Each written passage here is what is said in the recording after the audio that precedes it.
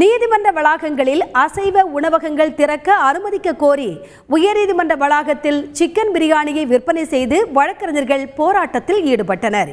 சென்னை உயர்நீதிமன்ற வளாகம் உள்ளிட்ட தமிழகத்தில் உள்ள அனைத்து நீதிமன்ற வளாகங்களில் சைவ உணவகங்கள் மட்டுமே செயல்பட அனுமதிக்கப்பட்டுள்ள நிலையில் அசைவ உணவகங்களை திறக்க அனுமதிக்க வேண்டும் என்று வழக்கறிஞர்களின் ஒரு பிரிவினர் வலியுறுத்தி வருகின்றனர்.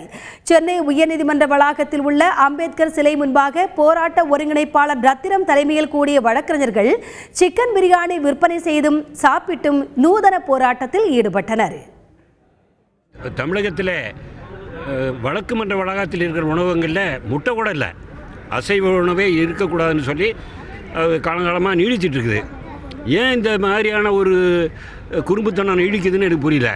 நான் சுப்ரீம் கோர்ட்டில் இருக்கும்போது சுப்ரீம் கோர்ட்டில் இருக்கிற எல்லா கேண்டீனுமே அசைவ உணவு உண்டு. அதே மாதிரி டெல்லி ஹைகோர்ட்டில் சென்ட்ரலைஸ்ட் ஏசி, அங்கேயும் அசைவ உணவு உண்டு.